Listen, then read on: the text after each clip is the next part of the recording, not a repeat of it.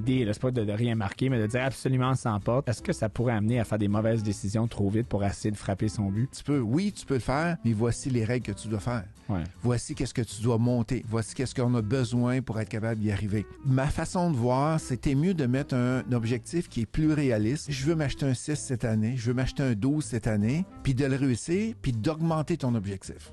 Fait qu'au lieu de dire 100 portes dans 2 ans, mais mets-toi 100 portes dans 5 ans, mais la première année, tu vas acheter un 6 ou un 8. La deuxième, tu vas acheter peut-être un 8 ou un 12, puis là, après ça, tu vas monter tranquillement. Avec bientôt 400 portes à son bilan, Ghislain connaît l'immobilier. Fondateur d'Immofacile.ca, une organisation qui enseigne l'investissement immobilier, il est une personnalité bien connue dans l'industrie. Il est également chroniqueur pour le Journal de Montréal et le Journal de Québec. Découvrez l'importance du mentorat, autant en éducation financière qu'en investissement immobilier.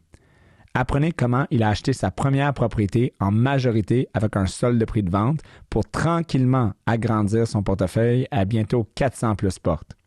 Si vous désirez commencer en affaires ou en immobilier, cette émission est pour vous.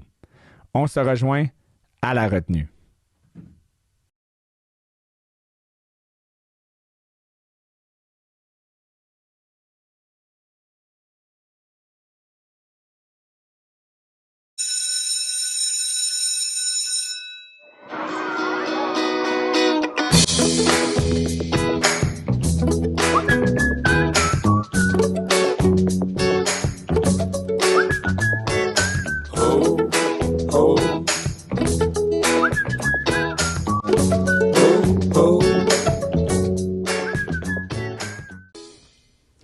Bonsoir, bonsoir, bonsoir. Merci d'être avec nous. Merci de nous écouter, merci de nous suivre, merci de nous regarder, médias sociaux, Facebook, YouTube, podcast. C'est le fun de vous avoir. Donc, ce soir, un invité incroyable, quelqu'un de très connu au Québec dans le monde de l'entrepreneuriat, dans le monde de l'immobilier. On a Ghislain Larochelle, président, gourou même, président Immofacile.ca. Exact. Donc, on disait avant l'émission, ton titre, c'est quoi? Je voulais juste le dire correctement, mais tu sais, on peut dire président, mais on peut aussi dire gourou de l'immobilier, parce qu'au Québec, tu es quand même reconnu comme quelqu'un qui... Ouais, ça fait plusieurs années. Ça fait 25 ans que je suis en immobilier et j'ai quand même plusieurs portes, fait plusieurs choses en immobilier. Et qu'est-ce que j'aime aussi, c'est enseigner. Depuis 2013, je suis chroniqueur au Journal de Montréal. Je savais même pas ça. Ben oui, 800 articles d'écrits. 800 articles? 800 articles d'écrits. Depuis 2016, 2014. Depuis 2013, novembre 2013 exactement, que j'écris presque à toutes les semaines un article dans le Journal de Montréal, Journal de Québec, bien sûr. Sur l'immobilier? Sur l'immobilier, tout le temps sur l'immobilier. Fait que là, les gens ils viennent me voir et me disent, Ghislain, qu'est-ce que tu fais pour être capable de trouver un nouveau sujet à toutes les semaines, 800 articles? Il dit, à un moment donné, tu dois manquer d'idées. Ben, on se fait aider un petit peu parce que les gens nous posent des questions, les lecteurs nous posent des questions. Il y a tout le temps des nouveautés dans la finance aussi. Ouais. Fait qu'on va aller écrire par rapport à ces sujets-là. Avant de commencer, parce que c'est intéressant, mais avant de se lancer là-dedans, les gens veulent savoir en premier. Là, on est en classe. T'as-tu déjà été en retenue? T'étais-tu tannant quand t'étais jeune ou C'est une bonne question. Ghislain était un gars calme. J'ai jamais été en retenue. Moi, je suis quasiment l'élève parfait. Désolé de te décevoir. Là, non, mais c'est correct. On n'a pas eu un invité, je pense, encore qui a été en retenue. Là. Tout le monde a leur première expérience en retenue ici. C'est parfait. Il y a juste toi qui l'as eu? Oui, ça là, c'est juste moi. Là. C'est moi qui lis, mais c'est moi qui étais en retenue. Donc, moi, je suis un habitué. Je suis un habitué ici et j'étais un habitué au secondaire. En retenue, même à un jeune âge, on en parlait tantôt. Là, j'étais à l'école privée, puis c'était quand même assez strict et moi, je vivais pas bien dans ces encadrements. Mais je peux te dire que un de mes enfants est en retenue, lui. Ah, tu vois? OK. Pas moi, mais mes enfants, oui. Ça, c'est à cause de sa mère ou... c'est pas moi, certain. Là. Il retient sa mère, là, c'est pas de moi. Là, on va se faire chicaner, là, donc on va couper cette partie-là. C'est ça. T'es mieux de l'enlever parce que je m'ai couché sur le divan ce soir. Parfait. Donc là, on parlait des articles en immobilier. Donc, tu sais, le Journal de Montréal, le Journal de Québec, c'est quand même assez... c'est quand même... Des comment on dit ça en français, des journaux qui sont nationaux qui sont lus par beaucoup de Québécois. Oui. Donc est-ce que c'est quel sujet que c'est toujours l'immobilier, c'est sûr, mais quel sujet Comment tu choisis tes sujets, les réponses, questions? Dans le Journal de Montréal, je parle surtout dans la section « Dans vos poches ». Donc, il faut qu'il y ait quelque chose qui a rapport avec l'argent. OK. Avec quelque chose qui fait mal, souvent, les taux hypothécaires ont augmenté. Tu vois, ce matin, avec les taux qui augmentent depuis 1 an, on a plusieurs articles décrits sur le sujet. Fait qu'il faut qu'il y ait un rapport avec l'argent. Et on s'est rendu compte au fil des ans que plus tu parles d'argent, plus ton article est lu. Ah ouais. Exactement. Fait que c'est l'importance d'aller... les gens ont beaucoup d'importance, mettent beaucoup d'importance, sur l'argent, comment on peut faire pour économiser.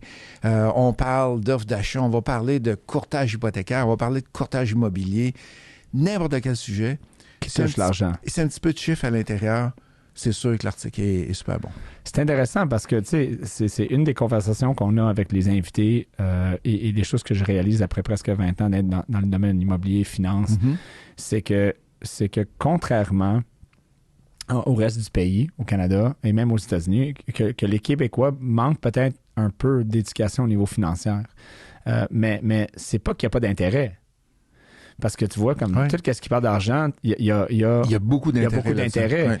Donc, pourquoi que tu penses qu'au Québec, en termes de finances, pourquoi que au niveau culturel, c'est pas tout le monde, c'est sûr, mais qu'il y a peut-être un peu moins de connaissances et que, tu sais, le but de ce podcast-là, c'est de partager ça, mais pourtant, il y a beaucoup de monde qui n'ont pas reçu cette éducation-là de leurs parents ou une éducation formelle. On ne l'a pas à l'école. Hein, quand on est jeune, on n'apprend pas ça. C'est très léger qu'est-ce qu'il y a à l'école. Ils vont parler... je me rappelle mon l'économie, fils... L'économie, un petit peu d'économie qui parlait. C'est quoi, papa? C'est un CPG? C'est quoi un prêt privé? Une hypothèque? Comment ça marche? Je dirais 1 semaine ou quelque chose. Exact. Fait que c'était super cool. Mais quand tu as des enfants qui sont curieux puis qui posent des questions, puis toi, tu veux enseigner aussi. Parce que l'important, c'est de vouloir enseigner. Et ça m'est arrivé de faire des prêts privés à des gens qui avaient besoin pour faire des rénovations. Et à un moment donné, j'ai été voir mon fils. J'ai dit, t'as-tu un peu d'argent de côté? Et il me répond, oui. Il dit, ça te tente de faire un prêt privé? Faire un prêt privé, c'est quoi ça? Fait que là, j'ai expliqué un peu comment fonctionne le prêt privé. Tu as des frais de dossier au départ. Après ça, tu as un taux d'intérêt. Ça t'est payé chaque mois. Puis la personne que je prêtais, j'avais super confiance en elle. Fait qu'il a pris ses petits... un peu d'argent qu'il avait. On l'a ajouté avec le mien. Mais j'avais demandé à la personne qui empruntait, j'ai dit, ça te dérange-t-il pour quelques mille d'y faire un contrat pour lui? Intéressant. Il y a 20 ans. Fait que j'ai dit, ça te dérange-t-il de faire un contrat pour lui? Il a dit, ouais, pas de problème. Puis il dit, je veux pas avoir l'argent qui rentre dans mon compte, puis moi, j'y transfère parce que il y a pas c'est pas un lien d'affaires, c'est un lien parental. Ouais. Fait que, il a signé son contrat, il est venu me voir, papa, qu'est-ce que ça veut dire, quelle clause, quel terme dans le contrat. Aïe, aïe. Il l'a tout signé, et après ça, il a pris son argent, il l'a pas transféré dans mon compte. Il l'a transféré dans le compte de la dame qui empruntait. Et à chaque mois, à chaque 27 du mois, il recevait son petit taux d'intérêt qui rentrait dans son compte de banque. Puis là, il vient me voir après 2 mois, puis il me dit, « Papa, qu'est-ce que je fais pour en faire plus? » Quand même. Ouais, il dit, qu'est-ce que je fais pour en faire plus? J'ai pas plus d'argent. Là, je travaille à temps partiel, puis j'aimerais ça en faire plus. Ben là, j'ai dit, il faut que tu réussisses à amasser plus d'argent pour être capable d'en prêter plus. Là. Fait que c'est juste le principe. Mais cette petite expérience-là a été un apprentissage incroyable pour mon enfant. Et là, mes 2 filles ont vu ça. Qu'est-ce qu'il fait? Pourquoi Mathieu fait ça? Ben, il dit, regarde, on a expliqué aux 2 filles comment ça fonctionnait. Fait que là, après ça, il a expliqué ça à ses chums. Il a expliqué ça à ses amis. Fait que qu'est-ce que ça fait? C'est que les connaissances financières que j'ai, ben, au moins, on est capable de les transférer aux enfants. Et là, c'est les enfants, les chums de mes enfants qui apprennent aussi, puis qui viennent me voir. Hey, comment ça marche? Si je voudrais en faire, moi aussi, je serais-tu capable? Quand même intéressant. À 20 ans, son premier joint venture, prêt privé, 20 ans, juste de même, puis ça lui a donné le goût. J'avais un autre invité dans un autre épisode, puis la question, c'était comment qu'on intéresse les enfants à un jeune âge ou les jeunes à rentrer dans l'entrepreneuriat, à faire un budget, à comprendre c'est quoi l'argent. Puis une de ses suggestions, c'était même à un jeune âge, là, mettons 1 an, 2 ans, 3 ans, de prendre un petit en anglais on disait piggy bank, là, Oui. et puis de juste donner de l'argent à ton enfant, puis qu'il mette ça là-dedans. Juste l'acte de, qu'ils comprennent qu'ils tiennent quelque chose, puis ils le sauvent. Ça leur donne des principes de base à un jeune âge. Mais ça, c'est vraiment un autre niveau. Là. Comme à 20 ans, tu te dis, écoute, je vais t'amener dans la business, puis on va faire ça. Puis même de l'organiser, que lui, il signe son propre contrat. Donc, il vit l'expérience. Il a tout vécu l'expérience. Ouais, c'est puis là, ça. ça fait à peu près 8 mois qu'il est dedans. Là, il vient me voir cette semaine. Il dit, bon, mais j'ai reçu un courriel, un appel. Puis là, la dame a plus besoin de mon argent. T'as-tu d'autres projets, papa, que je peux embarquer dedans? Fait qu'il veut pas avoir son argent. OK. Il veut continuer travailler son argent. Écoute, c'est parfait. Il peut parler à tous ses amis. Vous pouvez vous créer un petit mini finance, je sais pas, appeler ça finance 18+. Ouais, c'est ça. Fait que non, c'est une belle expérience. Fait que pour répondre à ta question, quand même. c'est d'aller donner des expériences, être capable avec les enfants de l'expliquer, de leur faire vivre. C'est encore ça qui est le mieux. Et moi, à 18 ans, une des règles de base que j'ai avec les enfants, c'est tu vas chercher ta carte de crédit. Mais je n'ai pas besoin, j'étais à l'étude. Tu vas chercher ta carte de crédit. Tu vas apprendre qu'à chaque mois, tu dois la payer. Sans ça, tu as des pénalités. Sans ça, il va avoir des conséquences si tu ne payes pas. Et mes 3 enfants sont très, très rigides côté carte de crédit, paiement. Ils voient ses chums, chacun voit leurs amis. Ouais. Ça dépense. Il dit, papa, je comprends pas comment il fait pour arriver. Il est plus endetté que qu'est-ce qu'il rentre, il rentre d'argent.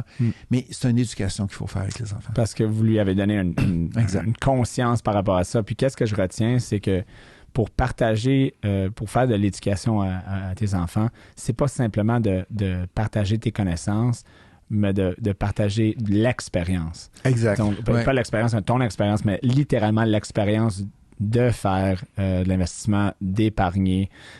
C'est une affaire hein, de connaître quelque chose cognitivement, mais de le vivre au niveau expérientiel. Ça change la donne un peu. Là. Puis c'est réellement, à l'âge de 18 ans, la journée de leurs 18 ans, c'est dans l'événement de la journée, c'est une des choses qu'on fait.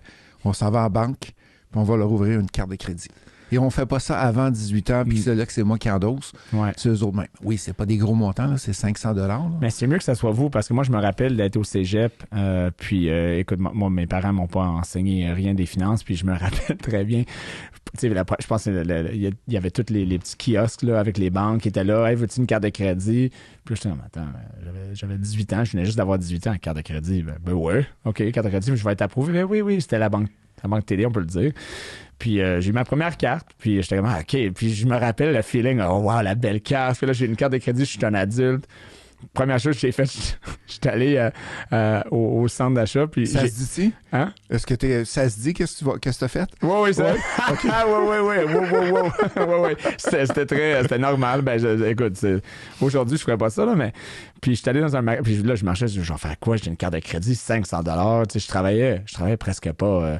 C'était incroyable que j'ai eu la carte de crédit. Je pense que je travaillais même pas à ce moment-là. Je travaillais les étés comme sauveteur. Puis. J'ai un peu d'argent épargné. Puis là, j'ai vu un manteau de cuir. Vraiment un manteau de cuir, là. 80, tu sais, comme on était en quoi, 99. OK. Puis c'était pas beau, là. Comme j'avais aucun coup. Puis là, j'ai dit, écoute, je vais acheter le manteau de cuir était 480 $. Hey boy! Ma carte est limite de 500 $. Écoute, je me suis acheté le manteau de cuir. Puis là, je me dis, écoute, c'était facile, my God. Regarde, moi, je suis un adulte. Puis là, le bill est rentré le mois d'après. Là, j'ai réalisé, oh non. Faut le payer, ce bill-là. Puis j'avais un peu à dépenser de côté, mais pas au complet. Donc, finalement, qu'est-ce que ça fait? C'est que j'ai fait le paiement minimum. Puis là, ça m'a comme stressé. J'étais comme, écoute, ces choses-là, il faut le payer. Puis là, le mois d'après, il y avait de l'intérêt dessus. Là, j'étais comme, écoute, là, je perds de l'argent. C'était une expérience qui m'a marqué. Oui. J'étais allé me trouver un job à une station d'essence pour payer ton manteau. Pour payer mon manteau sur la carte de crédit. Encore ton manteau? Non, mais non? Je l'avais presque depuis longtemps. Là. Je pense que je me suis débarrassé de ça à comme 37 ans ou 38 ans. J'ai 42 aujourd'hui, donc ça fait... J'avais 18. Là. Je l'ai gardé jusqu'à beaucoup de temps. Là. Je me rappelais, puis je comptais l'histoire à plusieurs personnes là, que ça, c'était mon expérience de première carte de crédit. Puis c'était pas la meilleure. Puis il y a beaucoup de jeunes qui vivent la même expérience, des professionnels qui étudient en médecine, ils se font donner des marges de crédit de 350 000 $. Tu sais, vas-y, ils travaillent même pas encore. Ou s'ils travaillent, ils font 60 000 par année en résidence. Ça n'a aucun sens, là. Tu sais, c'est le montant d'argent disponible en dette aujourd'hui facilement. Si on n'a pas une éducation, si on ne parle pas de nos enfants, si on ne parle pas de la finance, le but de le podcast aussi, ben les gens ne sont pas outillés pour gérer autant d'argent. Puis ça peut créer un peu de... Ça peut créer des achats de manteaux de cuir qui servent à rien, finalement. Il m'est arrivé une expérience, moi, en 2010. Pas en 2010, en 2000, excuse. J'étais directeur d'usine, 225 employés à ma charge. Et je me rappellerai tout le temps, le 10 janvier, j'ai 10 ou 12 de mes employés qui ont gagné 1,2 million chacun. Et 1,2 million chacun. Le lundi, combien tu penses qu'il y avait d'employés qui ont rentré travailler?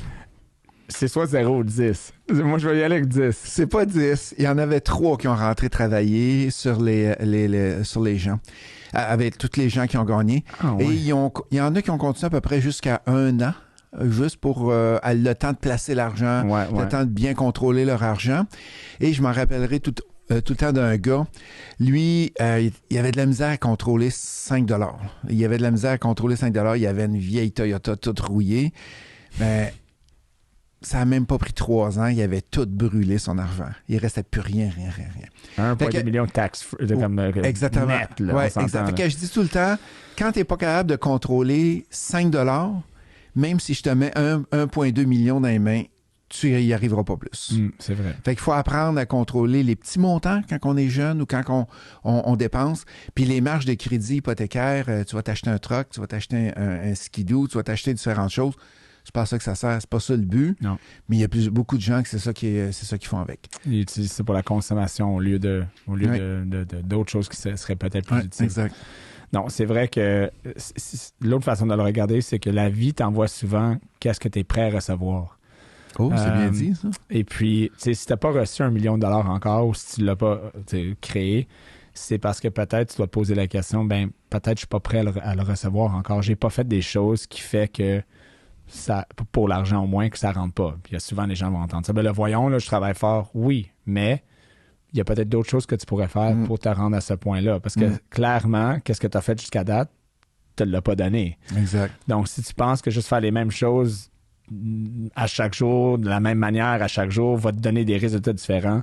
Je pense que c'est quoi? C'est Albert Einstein qui a dit que c'était... Oui, la folie, oui. C'est ça, la folie, faire la même chose à chaque jour puis penser que ça va te donner des résultats différents, ben c'en est une.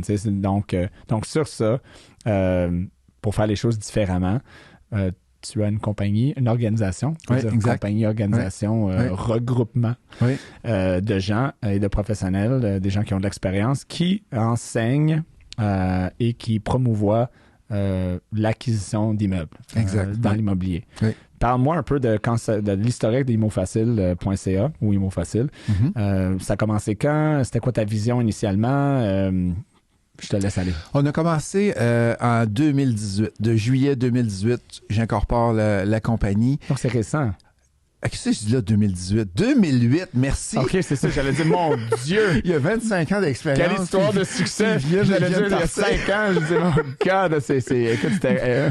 Merci d'avoir suivi. Fait que 2008, je travaille dans grande entreprise et j'adore l'immobilier. J'ai déjà plusieurs immeubles quand j'ai parti à la compagnie. Mais j'adore l'enseignement.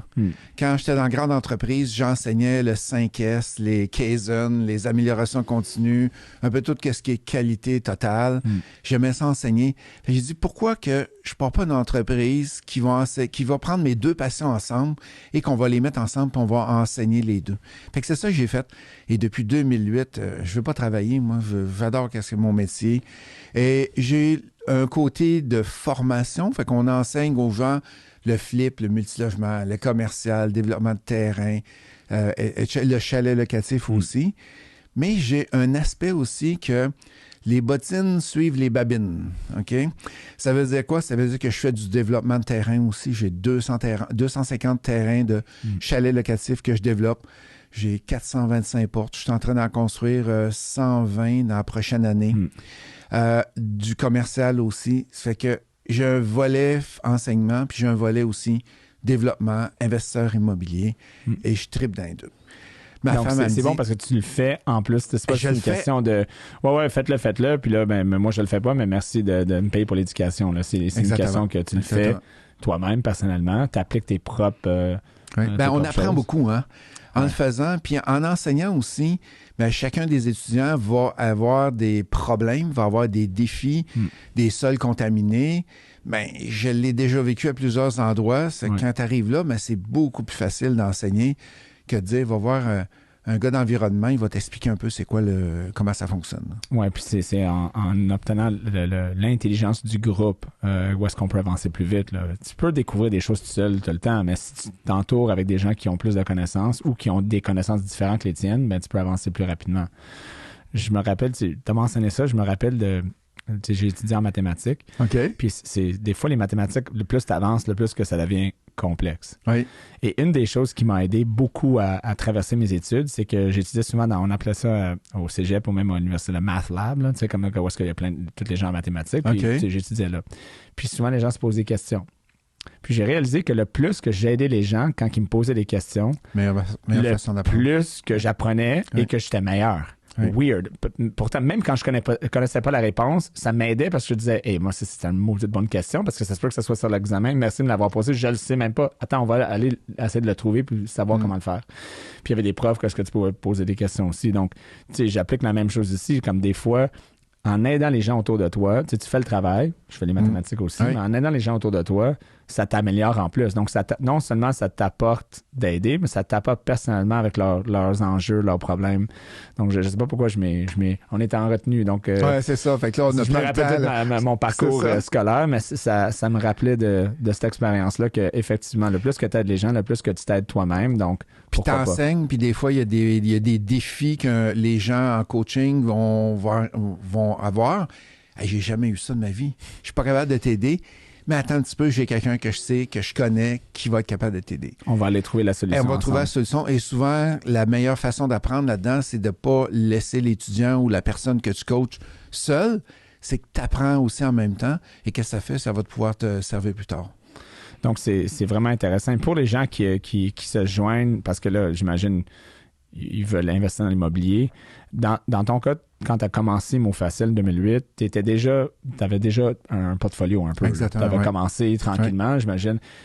On va reculer même avant ça. Mettons ton premier achat, c'était quoi ton premier achat? T'avais quel âge? C'était quoi? Là, c'est sûr que les normes ont changé. Donc, souvent, quand on raconte des histoires, les gens sont comme mais tu sais, acheter en 80, en 90, en 2000, en 2010, c'est un monde qui évolue continuellement. Donc, juste te positionner, je suis sorti de l'université en décembre 88.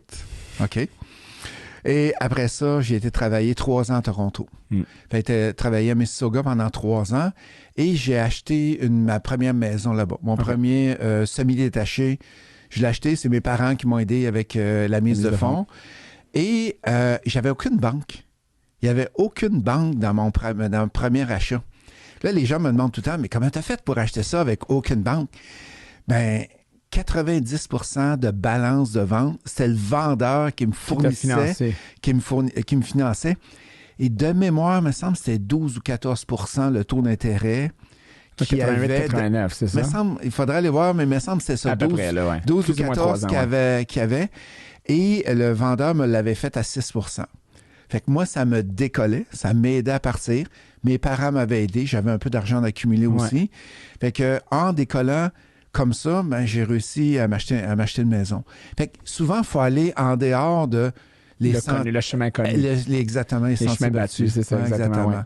Pour être capable d'y arriver. Et quand je suis revenu au Québec, là, j'ai acheté une maison. Fait que j'ai vendu ma maison à Mississauga. Je me suis acheté une maison qui coûtait moins cher au Québec, bien sûr. Ouais. Et 1 an après, j'ai commencé avec un 6 logements. Et après ça, j'ai monté. Tu as monté ça tranquillement. C'est intéressant. Balance de prix de vente. Donc, pour ceux qui savent c'est quoi, c'est littéralement le vendeur qui te finance. Là. Donc, s'il te reste 90 000 pour acquérir, mais c'est le vendeur que tu dois de l'argent, puis c'est lui qui agit comme ta banque, mettons. Exactement. Donc, mais normalement, on ne voit pas le vendeur à 100%. Non, c'est ça. À 90%. D'habitude, il y a parfois une banque et un petit montant, puis toi, tu mets le reste. Exact. Mais lui, Ici, monsieur... il était majoritairement le financement au complet, parce que normalement, c'est en deuxième rang. C'est ça. Il l'a tout fait au complet. Pourquoi? C'est intéressant. C'est lui, comment il voyait ça? C'était quoi la raison? Il n'avait pas besoin de son argent. C'est carrément ça. Il n'avait pas besoin. Il était juste correct avec ça. Il était correct avec ça. J'avais une excellente courtière immobilier qui m'a négocié ça aussi en même temps. Okay. Fait que non, ça avait été une belle expérience. Une autre Super raison belle ça. de t'entourer des bons professionnels. Ouais, Donc, exact. la coursière t'a aidé dans ce cas-ci. Ouais. Donc là, OK, premier achat, parfait. Là, t'es revenu au Québec après, t'as acheté une autre propriété pour toi. Oui. Puis là, est-ce que le 6 logements, tu l'as acheté pour vivre dedans ou non? Non. C'était Non, séparé? C'était un autre achat. fait que, j'ai resté longtemps dans des appartements quand j'étais aux études. OK. Mais quand j'ai eu la chance de pouvoir m'acheter une maison, je me rappelle, j'avais payé ça dans les années 90, 120 000. Fait que c'était pas cher. Et mon bloc, 1 ou 2 ans après, j'ai utilisé l'équité De la maison. de la maison pour être capable d'aller acheter le premier 6 logements. Et ça t'a donné ton premier 6, on est début des années 90 à peu près. Là. Ouais, dans le milieu des années 90, exact. Fait que ça, mes 3 premiers immeubles, pas beaucoup d'argent que j'ai mis pour être capable de les acheter. Puis à un moment donné, quand j'ai vendu ma maison de Toronto, là, j'ai remboursé mes parents. Il me semble que c'était 10 000 qu'ils m'avaient prêté de mémoire. OK. Et là, C'était 10 000. Mais c'est important de faire l'historique parce que souvent, je trouve qu'en immobilier, surtout, pour les gens qui veulent commencer, ils voient le montant, là, tu sais, ils voient Ghislain Larachelle embarquer sur le stage ou ils voient les VIP, comme t'appelles, puis ils sont comme... C'est un peu... c'est quoi le mot? Intimidant. Exact. Intimidant, pas vous, la personne, mais intimidant, mon Dieu, fait? la montagne Exactement. que je vais devoir monter pour aller chercher ça.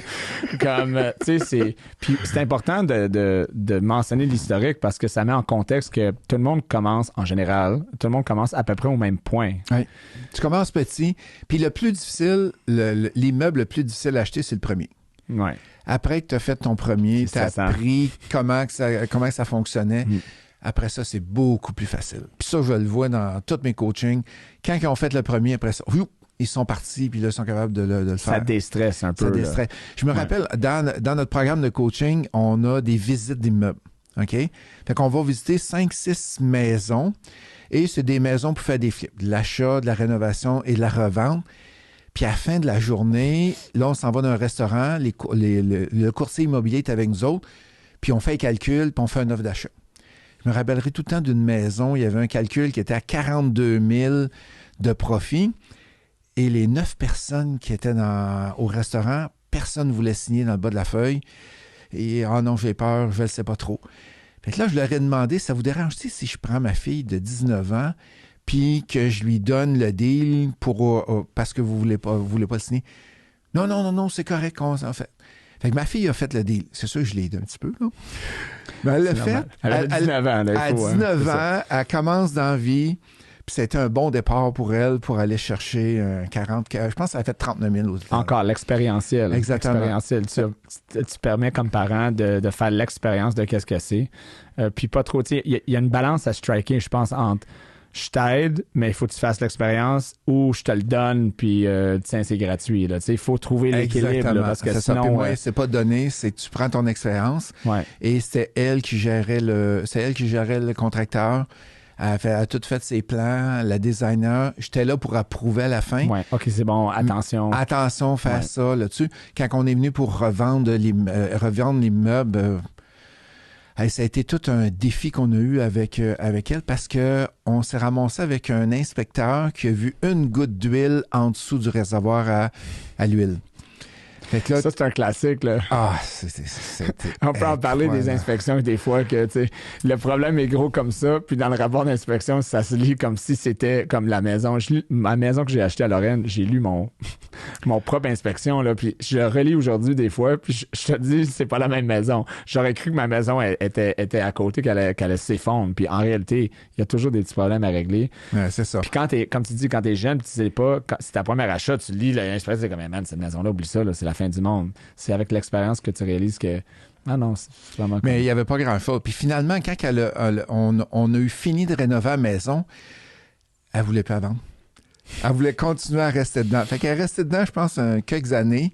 Puis après ça, là, c'est là qu'on a vendu la maison. Repris les montants, puis elle peut continuer après. Ouais. Donc, il n'y a pas un chat qui voulait faire l'offre d'achat sur la maison. Personne ne voulait faire. Puis c'est tout le temps ça qui arrive. Hein? Quand tu débutes, c'est d'aller signer sur l'offre d'achat, aller signer avec un stylo, comme dans le bon vieux temps, sur l'offre d'achat. C'est ça le défi. Et les gens souvent voient le problème trop gros, le défi trop gros. Ah, il faut que je rénove. Puis souvent, c'est pas si compliqué que ça. Parce que c'est pas toi qui vas aller rénover l'entrepreneur. Il fallait refaire le toit. C'est pas ma fille qui a refait le toit, là. Non, c'est ça. Il fallait démolir un cabanon à l'extérieur. C'est pas elle qui a fait ça. Fait que, il y a des gens qui sont là pour être capables de le faire. Et c'est ça que les gens pensent.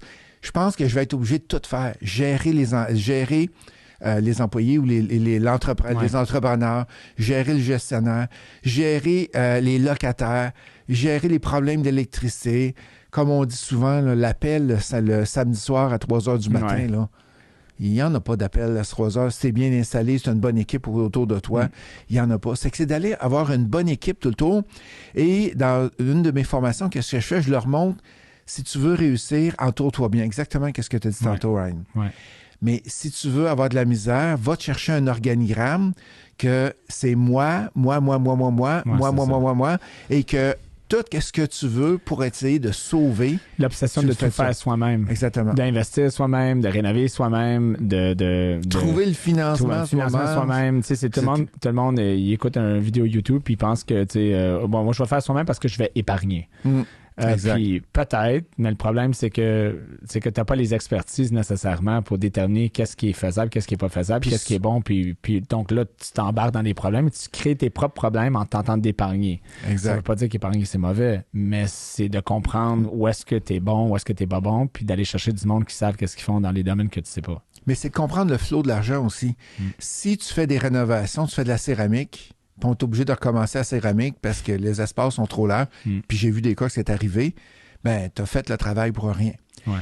Puis je leur dis tout le temps, toi, tu veux-tu juste en faire un immeuble dans ta vie ou tu veux en acheter plusieurs? Ah non, je n'en veux plusieurs, je veux me bâtir un parc. Bon, ben dans le temps que tu peintures, dans le temps que tu fais le ménage, tu t'empelouses, puis tu fais tout ça, ben tu fais pas de la recherche.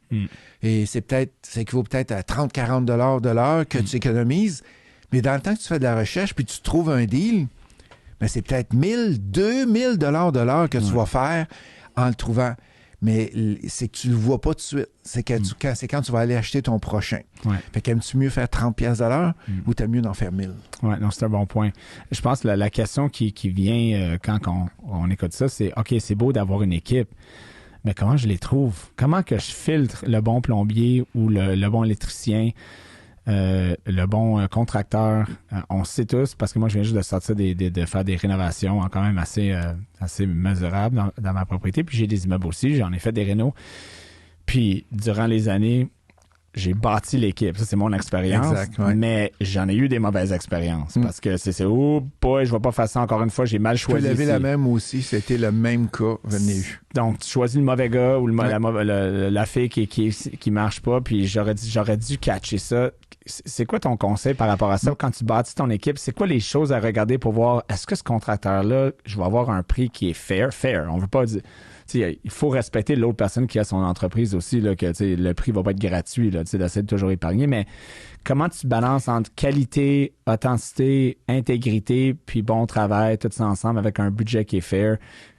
Tu fais une entrevue. Je vais commencer une étape juste en avant. La façon que je le fais, référence. Si vous avez des références de quelqu'un, mettons que j'ai besoin d'un entrepreneur, puis je suis dans ta région, qui tu penses que je vais aller penser? Toi. Tu vas me poser la question. Je vais te poser la question. Hey, ton entrepreneur, il est-il bien occupé? Y a-t-il du travail? Là, présentement, je suis en train de faire installer un mur, de séparer un local commercial à Québec, dans un de mes locaux commerciaux. Et première chose, j'ai pensé à mon courtier immobilier. J'ai appelé mon courtier immobilier. As-tu quelqu'un? T'as-tu quelqu'un qui travaille? Ah oui, j'en ai un qui travaille pour moi dans mes mini-entrepôts. Il termine dans 2-3 semaines, il va pouvoir. Puis, c'est incroyable. Les références, c'est la première chose à faire. Après ça, c'est sûr qu'il peut avoir le prix. Fait que si t'as pas de référence, c'est d'aller avec des soumissions, c'est d'aller avec des gens qui sont capables de... Oui, mais c'est sûr, référence, je pense que c'est la chose à faire parce que moi, j'ai fait des multiples soumissions, mais quand tu connais pas la personne, la soumission, on peut dire X... Puis c'est pas nécessairement ça qui va arriver, là. Des fois, tu peux choisir la soumission plus élevée parce que cette personne-là était plus honnête, parce qu'il était comme ça va vraiment coûter ça, parce que je sais quand j'ouvre les murs, ça va être ça. Puis des fois, il en soumissionne à la baisse, puis finalement, c'est plus que ça. C'est des extras. C'est la construction, hein. Je n'ai une rénovation d'un commercial, un 10 000 pieds carrés. Je décide de diviser ça en condo commercial puis des reventes. Fait qu'il faut que je divise ça en 6 condos. Et là, j'arrive avec un soumissionnaire, puis moi, j'étais ingénieur de formation, ça fait que j'ai monté mes plans, les devis, avec les plans de devis, fait que je donne ça aux contracteurs, à 3 contracteurs. Il y en a un qui m'arrive à 179 000 de mémoire, là, le prix. Puis les autres étaient à 215, puis il y en avait un à 400. Mais c'est un bon point. Comment que tu as 3 soumissions, 400, 250, puis 173 Comment tu choisis? Comment je choisis? J'ai été repasser une entrevue avec eux autres pour voir. Lui de 400, j'ai dit, c'est 380 mètres, peu importe là. Fait que j'ai dit, comment tu fais pour arriver à ça? Ah, ben dis-moi, tous les murs de gyps extérieurs de la bâtisse, je les scrape. Tout le plafond avait déjà avec des plafonds suspendus. Il dit, je les scrape. Il dit, moi, monter un mur entre 2 tuiles de plafond, il dit, moi, je scrape tout puis je recommence. Il dit, OK, mais ça coûte très cher, ça. Puis le gyps, ouais, mais il y a des petits défauts, c'est gyps de côté, je recommence aussi. Puis je te refais toute l'électricité en dessous des fenêtres, partout. OK, je comprends, mais j'ai pas tout à fait l'argent pour être capable d'aller jusque-là. Puis c'est nécessaire? Ben, moi, c'était pas nécessaire. Oui, exact. Et ça, c'est le plus gros. Le plus haut, le plus bas, je m'en vais le voir, je lui ai dit, mais semble que ta soumission est basse. Mais semble qu'elle est basse, ta soumission. T'es-tu sûr que t'as pas rien oublié? Peux-tu retourner faire tes devoirs, mais me revenir? Finalement, il me revient, il dit, ah, tabarouette, j'ai tout oublié le revêtement de plancher à grandeur. Puis il avait oublié une autre affaire que je me rappelle pas. J'ai oublié tes planchers. C'est un bon point. Fait qu'il y avait 45 000 environ qu'il avait oublié dans la soumission. Bon. Mais qu'est-ce qui aurait arrivé quand on aurait, si je l'aurais donné à ce gars-là? Ben, il aurait été chercher tous les petits points un peu ici et là pour être capable d'aller donner des extras. Fait que c'est d'aller faire vérifier. Et quand tu arrives là, je suis en train de construire un 40 logements. Fait que je connais rien dans la construction d'un 40 logements. Fait qu'il y a des spécialistes en coûts qui m'ont aidé. OK. Fait qu'ils viennent voir, OK, le béton. Des compagnies qui se spécialisent. Il y a des compagnies qui se spécialisent dans la construction de neuf et les banques les utilisent souvent. OK. Pour être capable de vérifier que, oui, il y a réellement le 60 % de l'immeuble de fait. On peut faire un déboursé progressif là-dessus. Et cette personne-là m'a beaucoup aidé parce qu'elle a challengé mon entrepreneur pour être capable de dire, OK, ça c'est bon, c'est moi, il t'a un petit peu trop cher, t'es sûr que c'est ce montant-là? Et finalement, c'était quasiment parfait. Là. Ils ont l'expertise pour être sûr que... Ils ont l'expertise. Mon entrepreneur avait l'expertise. Fait que ça a été hyper simple là, pour faire le dossier. Donc, prendre son temps, avoir une équipe, prendre le temps de bâtir l'équipe, de poser des questions, d'aller chercher des références et de ne pas avoir peur de dépenser un peu plus si nécessaire pour être sûr que tu es bien préparé pour un projet, c'est selon toi les choses à faire. C'est la recette. Parce que bâtir une équipe, t'es tout seul, tu peux pas tout savoir. Non, impossible. Je sais pas tout. Et ça arrive souvent à m'appeler mon notaire, ça arrive souvent à m'appeler mon courtier hypothécaire, m'appeler mon avocat. Hey, il y a telle affaire qui est arrivée, comment que je devrais le régler. C'est sûr qu'après 25-30 ans d'immobilier, j'ai leur numéro cellulaire direct, fait que je suis capable de les appeler directement. Mais sinon, vous prenez un rendez-vous. Ça coûte rien dépenser 500$ pour être capable d'en sauver des milliers de dollars. Au niveau d'Immo Facile, est-ce que vous croyez que vous prenez le temps, ou en fait même pas Immo Facile, parce que vous n'êtes pas la seule organisation qui fait ça, est-ce que vous trouvez que peut-être plus de temps devrait être mis sur expliquer les enjeux, ou est-ce que c'est pas mal fait au niveau qui commence? Parce qu'il y en a des fois que c'est pas votre organisation, mais que je parle, puis eux autres, ils me parlent parce qu'ils viennent me voir pour le financement, puis ils vont dire des affaires. Moi, je vais avoir 100 portes en 2 ans. Puis, tu sais, je leur regarde pour dire, OK, mais il n'y a rien qui est impossible. Il y en a qui l'ont fait, mais c'est pas la majorité. Exactement. Tu sais, il y a des McDavid dans la Ligue nationale, il y en a, mais ça ne court pas les rues, les gens qui scorent 50-60 buts par année de manière... Je crois que c'est Warren Buffett qui disait ça. Les gens se mettent des objectifs trop élevés pour le court terme, 1 an, 2 ans, et pas assez élevés pour le long terme. Puis on le voit dans l'immobilier. Ah, je vais avoir 100 portes. Je me rappelle une personne en Beauce que j'ai coachée pendant des années. Elle dit, je vais avoir 100 portes. Mais elle dit, je me donne 10 ans pour y arriver. Puis cette année, ça faisait 10 ans, il a réussi à avoir 100 portes. Et là, lui, il arrêtait, c'était son objectif, il veut pas continuer, puis il est heureux là-dedans. Mais les gens mettent souvent trop élevé. Ah, je vais acheter 30, 40 portes la première année, mais ils n'ont pas un sou ou ils ont 10 000 dans leur compte de banque. Fait qu'il y a des techniques, il y a des connaissances à apprendre. Parce que quand tu vas aller chercher des partenaires en immobilier, puis tu as des connaissances, ben c'est plus facile que si tu commences à zéro, il y a à peu près papa, maman, mon oncle, ma tante, cousin, cousine, grand-maman, grand-papa qui vont vouloir embarquer avec toi. Ouais. Mais quand tu as de l'expertise, de l'expérience, là, c'est beaucoup plus facile. Penses-tu que c'est santé, c'est intelligent de mettre des buts de porte? Est-ce que ça serait pas mieux de juste faire les bonnes choses puis de dire, écoute, je peux avoir une idée, là, c'est pas de rien marquer, mais de dire absolument sans porte? Est-ce que ça pourrait amener à faire des mauvaises décisions trop vite pour essayer de frapper son but? Ou est-ce que ça serait mieux juste faire des bonnes choses correctement? Un peu comme l'entraînement. Tu sais, je vais perdre 60 livres en 6 mois. Peut-être que ce serait juste mieux que tu aies une constance continuelle à chaque semaine que tu y vas. Puis on va y arriver. Là. La santé, mais la il y a santé des gardiens. Arriver. Toi, tu n'es un gardien. C'est tu vrai. n'es un gardien, fait que tu pourras pas... Je bloque la route. Merci. Faut pas dire ça trop fort. Là. Donc, mais c'est pas moi qui le bloque en passant. Là, c'est les banques. Moi, je fais juste communiquer le message. T'es là pour être capable de le rendre à réalité. Voici la réalité. De tirer un petit peu. Oui, tu peux le faire, mais voici les règles que tu dois faire. Ouais. Voici qu'est-ce que tu dois monter. Voici qu'est-ce qu'on a besoin pour être capable d'y arriver. Fait que ma façon de voir, c'était mieux de mettre un objectif qui est plus réaliste. Je veux m'acheter un 6 cette année, je veux m'acheter un 12 cette année, puis de le réussir, puis d'augmenter ton objectif.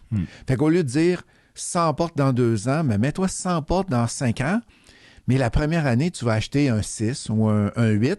La deuxième, tu vas acheter peut-être un 8 ou un 12, puis là, après ça, tu vas monter tranquillement.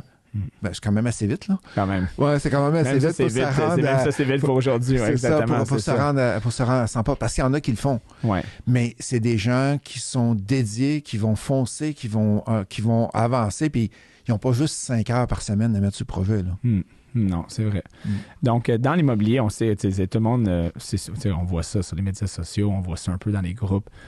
Tout le monde parle un peu de... Tu sais, il y a un ego dans tous les domaines. Hein. Donc, moi, j'ai 100 portes, moi, j'ai 400 portes, moi, j'ai 300 portes. Est-ce que... Puis les gens parlent de leurs portes, c'est parfait parce que c'est facile à imaginer. Tu sais, quand tu dis, comme j'ai 200 portes, j'ai une idée à peu près de qu'est-ce que tu as. Oui, exact. Mais est-ce que tu ne penses pas que dans la conversation en général, on devrait aussi rentrer peut-être l'aspect profitabilité? Parce que je trouve que c'est pas assez parlé au niveau de, tu sais, j'ai 200 portes, puis en passant, dans ma corporation qui détient, mes bénéfices nets sont entre X et X. Pour donner une idée, parce qu'il y en a qui ont 200 portes, puis ça va pas super bien, puis il y en a qui ont 150 portes, puis ça va extrêmement Exactement. bien. Puis pour quelqu'un qui veut avoir un mentor, maintenant, je veux t'avoir comme mentor, mais je pense qu'une de mes questions serait comme, sans que tu me dises, montre-moi ton compte bancaire. Mais juste de dire, OK, super, t'as comme 400 portes, mais comme en termes de bénéfices nets, est-ce que c'est une question que pour choisir ton mentor, c'est une question à poser, de juste de manière discrète et respectueuse, mais comment tu vois ça? Je le verrais... T'as le porte puis t'as le rendement par porte aussi. Fait que sans avoir donné les revenus nets, souvent, qu'est-ce qu'on utilise? On va dire, OK, j'ai 75 $ par porte par mois. Fait que ça n'a pas rapport avec le TGA, c'est qu'est-ce qui reste dans tes portes. Ouais. Et là, c'est plus facile à communiquer que d'aller dire, OK, je fais 300 000, 322 000 cette année de revenus nets. Parce que ça, c'est encore trop gros. C'est trop gros. Fait que les gens ne sont pas capables de faire la relation avec leur Ciplex, eux autres. Ouais, c'est ça. Fait que si tu dis, je fais 109 $ dans un des parcs que je fais présentement, je suis à 109. OK? Ah, OK. Ça peut, c'est possible de faire de l'argent en immobilier, même avec les taux d'intérêt, même avec le temps qu'on est rendu là présentement. Et puis, c'est un bon point. Puis là, tu ramènes les taux d'intérêt. Est-ce que c'est un bon temps de rentrer? Moi, j'ai la réponse que je vais donner. Tu sais c'est quoi ma réponse? Moi, je le sais, mais c'est parce que les gens nous écoutent, donc je dois poser la question. C'est pas à moi de le dire. OK, écoutez-moi. Mais c'est-tu un bon temps d'investir en immobilier? Puis je sais ta réponse, mais les gens doivent l'attendre. Que tu aies 18 ans ou 35 ans, que tu sois déjà dedans ou que tu commences pour ton premier immeuble. La réponse à la question est... C'est tout le temps le bon temps d'investir. La seule chose qu'il faut faire, il faut être capable de trouver le bon immeuble. Et souvent, il faut être capable de créer un deal. Ça veut dire quoi, créer un deal? Ben, tu prends un triplex qui n'est pas rentable du tout et tu vas aller ajouter un sol. Là, tu deviens en 4 logements. Optimisation. Et là, ton immeuble va devenir rentable. Et là, tu vas être capable de grandir avec ça. Exactement. Les loyers actuels, des rénovations, est-ce que j'ai maximisé, optimisé les loyers? Comment sortir un locataire? C'est pas très facile. Comment qu'on va faire ça? Tu sais, c'est d'avoir les conversations. C'est d'être capable d'aller optimiser parce que tu t'en vas sur centris.ca ou Internet, peu importe. Il n'y en a pas beaucoup d'immeubles que tu vas acheter puis que tu n'auras pas besoin de négocier puis qui vont être à 100% rentables. Oh, ils sont plus durs à trouver. Ouais. Et là, les gens se découragent. Ils regardent sur Internet. Tabarouette, qu'est-ce qu'ils font pour être capable d'investir? Il n'y a rien. Ça marche pas rien acheter. Il n'y a pas d'offre. Mais il y a une technique qu'il faut faire, c'est faire une offre. Si tu ne fais pas d'offre, tu ne seras jamais capable de trouver un immeuble. Puis je me rappelle un de mes immeubles que j'ai acheté à Québec, un petit centre d'achat. Le gars demandait 1 350 000 pour l'immeuble, puis il était à moitié vide, le centre d'achat. Là. Ça n'a aucun bon sens, c'est pas finançable, ça ne fonctionnait pas du tout. Et là, le courtier vient me voir, il dit, Ghislain, rends-moi une offre. Ouais, mais je peux pas te rentrer une offre. L'immeuble est à moitié vide à 1 350 000. C'est ça qui va valoir une fois qu'il va tout être plein. Ouais. Il dit, rentre-moi une offre. OK, moi, te rentrer une offre. Fait que j'y rentre un offre à 900 000. 450 000 en bas du prix demandé. Normalement, tu dis, je ne vais pas faire ça, je ne vais jamais accepter. Il demande 1,3. Exactement. Fait que là, il demande 1,3. Puis là, j'ai été assez baveux sur l'offre. J'ai dit, je reprends ton hypothèque. Il y avait une hypothèque de 700 000. Puis tu me fais une balance de vente de 200 000 à 0% d'intérêt. Ça ne pouvait pas être plus baveux de ça comme offre. Fait que, fait que le vendeur me revient. Crois-le ou pas, on a closé à 945 000. Et bateau. On a repris son hypothèque et j'ai eu une balance de vente de la moitié, de 100 000 environ, au lieu de... puis à 3% d'intérêt. Fait que le gars, qu'est-ce qu'il faisait? Il attendait que quelqu'un rentre un offre pour baisser son prix. Puis il y en a beaucoup des vendeurs, c'est ça qu'ils font. On ne sait jamais qu'est-ce que le vendeur, la psychologie du vendeur, qu'est-ce qui arrive dans sa tête, qu'est-ce qu'il recherche, qu'est-ce qu'il a besoin. Donc, c'est une question, c'est comme tu dis, il fait des offres. Fait que tu fais des offres, tu vas aller voir. Qui sont logiques. J'étais capable de le justifier. 50% de vide avec le... Puis là, on l'a tout rempli. Et là, il a réellement valu 1,3 million. Fait que j'ai été rechercher mon 1,3. Ça nous a pris à peu près 8 mois à rénover un peu. On a mis 150 000 de réno. On l'a tout loué et à partir de 945 à 1,3 en 8 mois, ça valait la peine. Mais il n'y a pas personne qui faisait des offres. Ça faisait 2 ans qu'il était à vendre. Faut que tu trouves des deals. Comme on dit en Beauce, sur le bord du chemin, il était à vendre puis personne n'en voulait. Faut pas que tu forces un deal parce que on s'entend que pour faire des offres comme ça, tu peux faire beaucoup d'offres, mais le marché aide pas les investisseurs. Dans le sens qu'il y en a beaucoup qui achètent pour acheter. Il y a beaucoup pour les immeubles locatifs. Là. Exact. Oui. Puis ils font juste que ce soit moins avec la nouvelle loi non canadienne parce qu'il y avait beaucoup d'argent qui rentrait aussi également juste pour écoute, je t'achète ça cash, simplement parce que mon argent dans le pays où est-ce que je suis, c'est pas sécuritaire. Moi, je le mettre ici au Canada où est-ce que des lois, où est-ce que je sais ça va être sécure, je peux le mettre ici. Là, au moins, ils ont semi-réglé ce problème-là. Mais pour l'instant, c'est quoi ton commentaire par rapport ou tes pensées par rapport au fait que les gens achètent des fois, je vois des deals, puis OK, je suis capable de le financer parce que tu es tellement fort, tu as des salaires, tu as de l'argent, tu es capable de l'acheter. Tu es capable parce que tu es tellement fort, tu as tellement un beau dossier qu'ils vont te le financer même si tu perds tes shorts. Ça te fait mal au cœur quand tu vois ça, toi, il achète un immeuble, toi qui dessins des immeubles aussi, puis tu vois qu'il n'est pas rentable du tout. Oui, puis il y a beaucoup de courtiers qui vont comme OK, je la finance. Moi, je leur pose des questions. Vous savez que vous parlez de l'argent. C'est quand même. Moi, si vous que je vous le finance, moi, tu le faire. Je vais le faire. C'est juste que expliquez-moi votre game plan. C'est quoi le game plan ici? OK. Puis souvent, la réponse, c'est écoute, même si je perds 800$ par mois ou 500$ par mois, avec l'augmentation de la valeur de l'immeuble dans 10 ans, ça va me justifier. Je dis OK, je vais vous donner un parallèle. Je leur dis ça, puis je leur dis ça de même, OK? Puis tu me diras si tu ferais le deal. Là, vous voulez acheter un Subway, OK? Vous achetez un Subway, vous connaissez Subway, il fait des bons sandwichs, c'est délicieux, ouais. Parfait. Le Subway, il fait pas d'argent, OK? Mais on vous dit que Subway est tellement bon dans le marketing, tellement bon et reconnu, que la marque Subway va simplement faire que dans 10 ans, toute ton opération, tu vas être capable de vendre ta franchise 200 000 de plus, simplement en ayant la franchise, tu fais pas d'argent pour 10 ans, en fait, t'en perds. T'achèterais-tu le Subway? Ben non, je ne suis pas une business qui perd de l'argent juste parce que peut-être le brand va augmenter. OK. C'est une bonne réflexion. Et j'attends. Je suis comme, OK, mais quand tu achètes un immeuble, tu achètes une business. Ouais. Tu achètes des revenus, tu achètes des clients, right? Tu achètes des dépenses, tu achètes tout. C'est littéralement une business. Là. Quand tu regardes, si tu enlèves immeuble, là, puis tu regardes l'état financier, puis tu regardes le bilan, j'ai des revenus, j'ai des... De base, tu as le financement. Tout est là. C'est parce que il y a deux types d'investisseurs que je me rends compte dans le marché. Il y a des investisseurs d'équité, on parle de ta personne, puis il y a des investisseurs de cash flow. Le revenu, moins dépenses, moins le financement, qu'est-ce qui reste à la fin? Fait quelqu'un qui veut lâcher sa job, parce qu'il y en a beaucoup qui veulent lâcher leur job, ils suivent nos formations, puis je fais lever la main le premier jour, puis il y a plus que 50% de la salle qui lève sa main. Qui veulent lâcher leur job. Qui veulent lâcher leur job. Ou avoir l'option. Exact.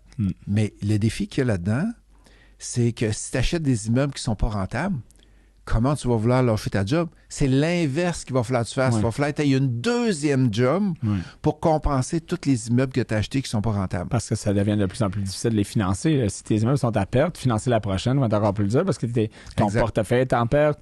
Donc, tes ratios sont bustés parce que c'est toi qui compenses la différence. Donc là, qu'est-ce qui arrive? C'est que toi, personnellement, avec ton salaire, avec ta job, c'est toi qui dois travailler plus fort. C'est toi qui dois aller chercher plus de revenus. C'est toi qui dois aller chercher un co-signataire ou un partenaire avec plus de revenus.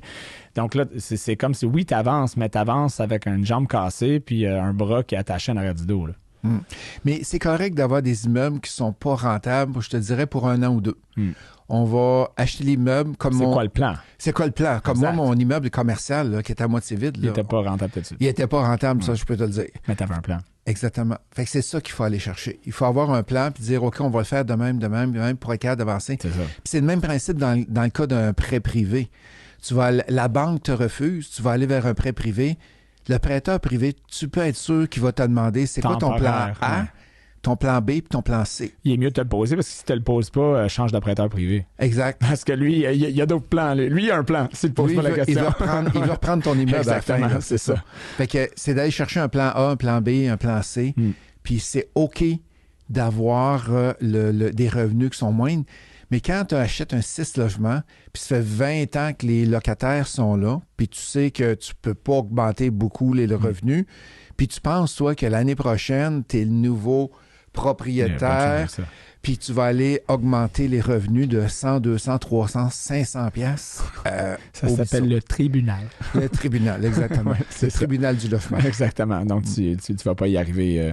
Mais ça, c'est une autre affaire. Les gens qui achètent, je vais sortir les locataires. C'est encore une question, mais c'est-tu possible de sortir un locataire pour optimiser ou des locataires? Si oui, c'est quoi le plan? La loi, non, parce que le locataire est protégé. J'ai fait beaucoup de conversions en condo, moi, dans ma vie. 72 au total logements que j'ai convertis. Fait que tu prends un 6 logements, tu le prends et tu le revends en condo. Fait que l'avantage là-dedans, c'est que c'est souvent le locataire qui va acheter. Fait que ça, il n'y a pas de problème. Tu n'es pas obligé de le sortir.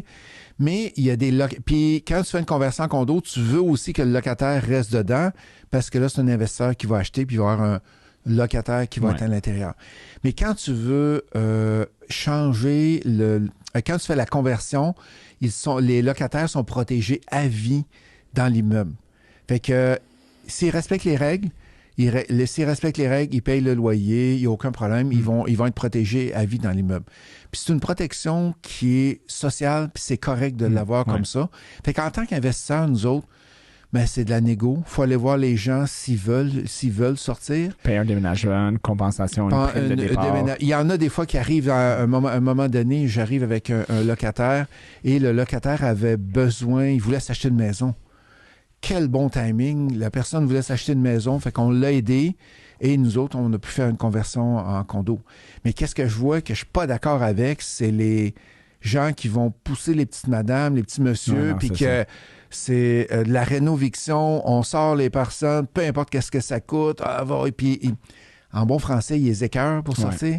Ça, c'est pas mon style de gestion, pas du tout. Moi, je veux être gagnant-gagnant. Si la personne a besoin de sortir pour s'en aller s'acheter une maison, parfait, on va s'entendre puis on va le faire. Oui, garder une réputation aussi qui est exactement. Puis une réputation, ça se démolit super vite, mais ça prend des années à bâtir. Ouais, j'y crois très fort. C'est un excellent point. Ouais. Un des points les plus importants que je voulais soulever avec toi, c'est que il y a beaucoup de gens puis dans mon domaine aussi, dans tous les domaines professionnels ou comme entrepreneur, les gens s'abonnent à des organisations, que ce soit la tienne, la mienne, puis ils ont des buts, puis ils payent un montant. Ça coûte un frais d'avoir l'éducation. Il y en a combien qui suivent vraiment le programme, selon toi? Est-ce que c'est quelque chose que ça te déçoit un peu? Est-ce que tu as des bonnes statistiques, selon toi, ou est-ce qu'il y en a beaucoup que ils achètent le programme, puis après ça, c'est un peu comme ils achètent le membership au gym, puis ils sont là les premières 2 semaines en janvier, puis là, après ça, tu les vois plus, puis là, à la fin de l'année, ils sont comme, mais là, je suis un peu déçu, là, tu sais, j'ai pas eu les résultats que je voulais, puis finalement, ils ont pas nécessairement mis les... Ouais, mais je t'ai pas vu au gym, je suis ici tous les jours. Ouais, mais là, tu sais, je suis occupé, puis OK. Donc, comment tu réponds à ça? Parce que souvent, pour une organisation comme la tienne, une des affaires qui est le plus souvent mentionné, c'est que j'ai payé, mais j'ai pas eu de résultat, j'ai lancé mon argent dans les airs. Puis si on entend ça, que ce soit Amrex, on entend n'importe quelle organisation, c'est un peu ça. Comment tu adresses ça à ces gens-là? Il y a 2 choses à regarder là-dedans. Il y a les gens qui veulent travailler de façon autonome, qui ils veulent suivre une formation. Comme nous autres, on a les secrets de l'immobilier, qui est une formation en vidéo. Mais la personne, t'es sûr que tu veux faire une formation en vidéo? Tu vas-tu l'écouter? Tu as un module par semaine. Puis c'est bizarre parce que les gens qui se rendent au bout, qui suivent, ils réussissent. Quand on est en classe, quand on est en présentiel, le taux de réussite est incroyablement plus élevé. Pourquoi? Parce que les coachs sont là. Ouais. Et nous autres, qu'est-ce qu'on fait? On offre 8 heures de coaching individuel. Fait qu'entre deux classes, la personne a de la misère, elle nous appelle et il y a 1 heure de coaching qui est faite avec la personne. Puis là, je leur dis tout le temps, attendez pas d'avoir trouvé un deal avant de nous appeler. Vous n'êtes pas capable de trouver un deal, vous avez de la misère avec les calculs. Appelez-nous, c'est là qu'on est la meilleure valeur ajoutée. Et plus tu avances dans l'échelle de progression, on a le coaching double qui est au début, coaching avancé, coaching VIP. Coaching avancé, VIP, les gens suivent les formations parce qu'ils ont déjà... T'es déjà parti, puis tu sais que ça va te rapporter. C'est comme la pyramide. Le plus tu avances, le moins il y a de gens, puis le plus les gens qui restent là, le plus sont engagés envers... Ça, c'est juste la règle, je pense, dans tout. Là. Mais la règle, c'est que si tu veux avancer en immobilier, les vidéos, c'est super bon. Il y en a plein sur Internet. Mais les gens qui passent à l'action, j'ai entendu ça d'une statistique au Canada, que 8% des gens qui suivent des vidéos dans n'importe quel domaine, là, Word, Excel, PowerPoint, etc., vont se rendre au bout. 8%, là, c'est pas beaucoup. Moi, je me rappelle pas sa statistique, mais je sais que je suis plus que ça. Moi, je suis très dans le présentiel, dans tout. Là. Écoute, même les formations, si je vais faire des formations, des conférences, il y a des conférences, il y en a plein qui sont toutes virtuelles. Tu écoutes les speakers et tout ça. Puis c'est pas la même expérience. C'est du tout. Là. Il y a une conférence que j'assiste à chaque année qui s'appelle WOBI, c'est World of Business Ideas. C'est à New York. Il y a 6 de ces conférences-là. C'est une des meilleures conférences worldwide là, pour rencontrer des personnes d'affaires. Il y en a un à Londres, un à New York, Madrid. Bref. Puis il offre aussi la même affaire virtuellement. Puis durant la pandémie, c'est la première fois que j'ai décidé de pas aller à New York. Ben, on pouvait pas. Ouais. Donc, je l'ai fait virtuellement. Puis, c'était pas le même résultat. Ah, c'est dur. J'étais là, j'étais fatiguant. OK, je prenais les notes, mais c'était pas, le vibe était pas la même. L'engagement était pas la même. Puis même les concepts que j'ai pris note, j'étais pas capable de les intégrer dans mes affaires ou avec mes employés de la même manière que quand je reviens de New York après la conférence, puis t'arrives, là, puis t'es pompé, puis t'as appris, puis c'était comme si t'étais dans le vibe. Je sais pas pourquoi, mais on est des êtres humains, on a besoin de toucher, sentir, discuter. Puis, en tant qu'enseignant, quand t'as la personne qui est en avant de toi, je comprends beaucoup le non-verbal. T'es capable de voir... Oh, t'as-tu compris? Tes yeux me disent qu'il y a quelque chose que tu as compris ou la question qui est posée est différente. Quand tu es en virtuel, moi, j'oblige les caméras ouvertes. Ouais. Je les oblige. J'ai dit, est-ce que tu veux que je me mette une nappe sur la tête pour donner le cours? Mais c'est ça que tu es en train de faire. Ouais, c'est ça. Est-ce que tu veux que je me mette un drap sur la tête pour donner le cours? Ben moi, j'ai besoin de le voir. Puis je les vois, les gens dans la caméra. Et je pense que, Nathalie, tu n'as pas compris la dernière question que je viens de demander. Non, j'ai pas trop compris telle partie. Mais si j'ai un mur noir, là, complètement noir devant moi... Tu n'as aucune idée de ce qui se passe. Et je peux pas savoir si la personne a compris ou pas. Oui, je vois son nom, Nathalie est là, mais ça me dit rien. Et c'est hyper difficile. Je me rappelle en mars-avril 2020, quand on a commencé le virtuel, la première fois que j'ai donné la première formation, toutes les caméras, tout le monde était gêné, toutes les caméras étaient ouvertes, elles étaient fermées. C'est la pire chose qui peut arriver à un coach. Ouais, c'est sûr. T'enseignes devant un mur noir. Ouais, puis t'essaies d'être dynamique T'essaies d'être dynamique. Puis, hey, j'ai vu Stéphane qui était telle chose, puis t'as pas compris. Tu peux pas. Ouais. Fait que c'est depuis ce temps-là que j'ai fait ouvrir les caméras. C'est un bon point. J'ai fait une présentation, à un moment donné, une série de présentations pour des compagnies. Il y en avait un que c'était une grosse présentation sur la santé financière. Il y avait, comme je pense, 9000 participants. Et tabarouette. Puis, parce que la compagnie est nationale. Puis, ça, ces 9000-là, s'il y en avait 150 qui avaient la caméra ouverte, parce que, tu sais, on pouvait voir, qu'on pouvait cliquer pour voir qui était là. Sur 9000, c'était à peu près ça. Là. Tout le reste était fermé. Puis moi, j'ai juste ignoré, là, j'ai juste fermé cette section-là, puis j'ai juste parlé à la caméra parce que t'as raison, comme coach, c'est démotivant. Ah, c'est dur. Est-ce que je parle vraiment à 9000 personnes ou je parle à 75 en ce moment? Est-ce qu'ils m'écoutent vraiment ou est-ce qu'ils sont comme en train de faire la vaisselle pendant que c'est à l'arrière? Tu sais, c'est... Donc, je pense que le takeaway, là, c'est que si tu es capable d'y aller en présentiel, puis tu veux investir en toi-même... Puis là, les gens me disent, ouais, mais les courses, on s'arrive sud de Montréal. Moi, je suis à Québec. Oui, mais tu es à Drummondville. Il y en a qui viennent de Val-d'Or pour suivre le coaching, puis ils descendent, ils font le 6 heures de route. On parle de création de richesse, de millions de dollars. C'est ça. Ouais, mais c'est loin, Québec-Montréal. Non, c'est pas loin, c'est 2 heures, les amis. Non, c'est ça, 2 heures de route pour X montant de temps pour avoir accès à l'information qui potentiellement pourrait te sauver, te faire des centaines de milliers de dollars et potentiellement t'en sauver aussi. Qu'est-ce qui va arriver? C'est qu'ils vont peut-être trouver un partenaire. Ils vont peut-être trouver un entrepreneur, ils vont peut-être trouver un électricien dans la salle qui vont vouloir networking, joint venture. Tu veux acheter ça, Moshe, on est dans le même secteur et on pourrait peut-être travailler ensemble. Il se crée des opportunités. T'as raison. Donc, expérientiel en personne, let's go. Je recommande à 100 000 $. Donc, la question qui tue. En ce moment, la Banque du Canada qui augmente ses taux encore une fois, ils avaient arrêté, ils ont recommencé cet été. Donc là, qu'est-ce qui se passe avec l'inflation selon toi? Qu'est-ce qui se passe avec l'immobilier? Est-ce que les gens devraient s'inquiéter? Quelles sont les choses que les gens devraient faire en ce moment dans le marché qu'on est en ce moment selon toi? Tu es investisseur, tu es coach. Je suis sûr que cette question-là est revenue dans tes articles aussi. Elle est revenue très souvent. 50 000 fois. Si tu avais une couple de choses à dire, quelles sont les actions ou les choses que tu pourrais faire en ce moment pour que la tornade passe? Une chose que j'irais, c'est avec du taux fixe. Les gens, ça rassure. Surtout quand tu débutes en immobilier, puis là, tu es avec un taux variable, puis là, tu vois les annonces de la Banque du Canada, 9, 10, 11, 12 fois. Là, tu en shake. Fait que va te sécuriser. C'est la première chose, va te chercher du taux fixe. Et tu vas trouver ça bizarre. La deuxième chose que je vais te donner, va acheter plus gros. Parce que quand tu achètes plus gros, ben, tu le sais, tu fais du financement. Qu'est-ce qui arrive? Les taux d'intérêt sont plus élevés, plus bas, je veux dire.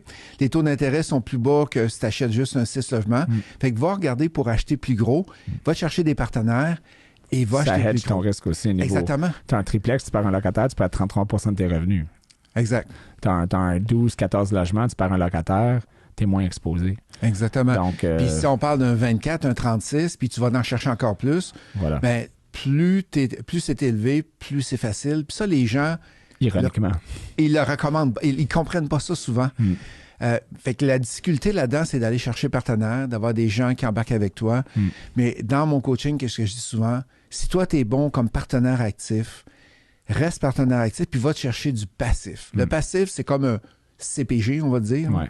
Fait qu'il vient déposer, il vient mettre de l'argent dans ton projet, il s'en occupe pas. Puis j'ai, je sais pas, comme une dizaine de partenaires avec moi qui viennent du coaching. Et on part des compagnies, on achète des immeubles, puis il y a des gens qui sont jamais venus voir les immeubles. Ouais. Je vais passer à Noël pour aller voir un an après, puis ils sont super satisfaits parce qu'ils achètent sur les revenus, ils achètent sur le rapport d'inspection, le rapport d'évaluation et bien sûr la promotion qui est faite. Ouais, fait acheter plus gros, ça serait le deuxième. Puis le troisième, n'arrêtez pas de faire des offres. À un moment donné, c'est sûr que les valeurs économiques, ça bouge beaucoup, À un moment donné, si le taux d'intérêt monte trop, les valeurs économiques vont baisser, vont baisser, c'est ça? Vont baisser. Et qu'est-ce que ça va te permettre? Ça va te permettre d'acheter peut-être un peu moins cher. Ouais. Puis là, quand les taux d'intérêt vont baisser, yes! Pow! J'ai un bel immeuble qui est arrivé. Refinancer, aller chercher de l'équité, puis potentiellement aller acheter d'autres immeubles. Ouais. Mon Dieu, beaucoup de contenu qu'on a discuté aujourd'hui. Il va falloir que je te fasse revenir, là, parce que j'avais d'autres questions, mais mon temps est limité. Ghislain, merci d'être venu en retenue pour une première fois de ta vie, puisque t'es pas tannant, t'es un bon garçon, c'est bon. Et puis, écoute, c'était vraiment plaisant, puis merci d'être là. Merci d'avoir été avec nous pour cette retenue. Je vous invite à nous suivre sur Facebook, Instagram, YouTube et les principales plateformes de podcasting, Spotify, Apple Podcast, Google Podcast. On se rejoint à la prochaine retenue.